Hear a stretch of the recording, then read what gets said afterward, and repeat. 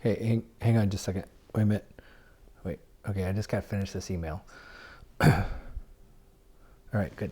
All right. Oh, sorry. I was busy. I had like a couple messages, and I wanted to make sure I got to them. And Melanie wanted to get this devotional done. And you know what can I say? I'm trying to get it all done, and sometimes things just get busy.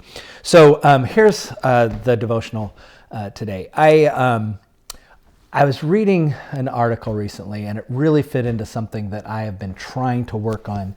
I guess it wasn't really a New Year's resolution, but we'll just call it that. And the resolution was I wanted to try to become a more contemplative person. Now, I don't know if that word seems alien to all of you, because the idea of being contemplative in the midst of all the craziness and the busyness and everything else that we experience can probably seem next to impossible. And in our culture today, being contemplative just doesn't seem to really fit into our fast-paced, do-it-yesterday lifestyle. But I've really been thinking about this, and I've been trying to work on this. And so I ran into this article, and the article was titled, 4 Marks of the Busy Contemplative Leader. And I thought to myself, when I saw that title, I said, you know, this would be a really good article for me to read, but I don't have time to read an article. And then I read the title of it again, and I thought, you know what?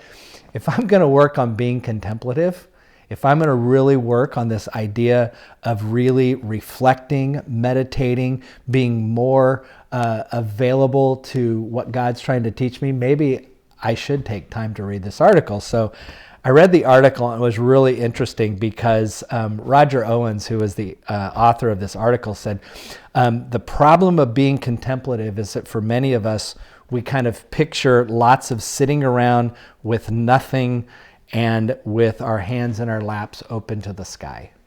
He says, but you know what? Being a contemplative leader does not mean that you have to always be sitting in a posture of meditation. That sometimes being a contemplative leader means that in the midst of all that you're doing, finding ways to connect with the presence of God where you are in the midst of all that you're doing. And so he had these suggestions for how to become more contemplative. And the very first one that was on this list is being attentive. Now, I got to tell you that this thing right here makes me less attentive than I probably should be. And when you look at the ministry of Jesus, and this is something that Roger Owens points out in the article, he said Jesus was always attentive to whoever or whatever was in front of him. That Jesus was able to be attentive to the needs of those who he encountered. And he was completely and fully attentive to who they are. And, you know, I started thinking about that, and I thought, you know, if this is one of the marks of being contemplative, really, truly understanding and being in the moment, I guess is how we would say it, being attentive to those around me, maybe that's one of the reasons why I'm struggling so much sometimes with being a contemplative person. I'm not recognizing the situation around me and where God is in the midst of that situation, and that can be the problem. And so one of the passages of Scripture that this article pointed to was the story that I think many of us may be familiar with. It's just a short little passage, but it gets a lot of attention. And it comes from Luke chapter 10, beginning at verse 8. And it says this, it says, now when they, that is Jesus and the disciples, went on their way, Jesus entered a certain village. There was a woman there named Martha, and she welcomed him into her home. She had a sister named Mary who sat at the Lord's feet and listened to what he was saying. But Martha was distracted by her many tasks. So she came to Jesus and she asked him, Lord, do you not care that my sister has left me to do all the work by myself? Tell her then to help me. But the Lord answered her, Martha, Martha, you are so worried and distracted by so many things. There is a need for only one thing, and Mary has chosen the better part, which I will not take away from her.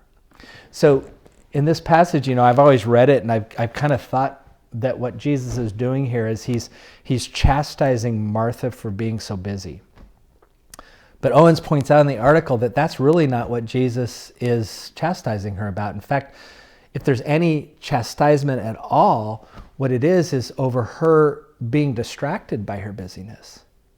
In other words, he was saying that part of being attentive is not trying to unbusy your life, but in the midst of your busyness, make sure you're attending to that thing that is keeping you busy. So if you are answering email, be fully present in answering that email. Think of the person that you are responding to. Actually picture that person in your mind as you're responding. It might change the words that you share. When you are on your phone checking your the news or whatever's going on, really put yourself in the presence of those people that you're reading about or paying attention to. When you are in a conversation with somebody, make sure that you're fully attending to that person. Look at their face, notice their expression, notice what's going on. See, all of that has to do with how we are recognizing that God is in the midst of all that we're doing, in the midst of our busyness, in the midst of our work, in the midst of our relationships, in the midst of things that just take up our time, in the midst of our jobs. And so as I read that, I think I found myself being pretty convicted that one of the steps that I need to take if I'm really truly committed to being a more contemplative, more thoughtful person is I have to start by the way I attend to those things that are going on around me. And if I get distracted by the many busy things that I'm doing, then I'm not doing what God's called me to do in my work or in my relationships. So that's going to be one of my goals. And perhaps for you, that can be something that you can work on too. How attentive am I in the moment? How in the moment am I with those who are around me? Something to think about. Something I'm going to work on.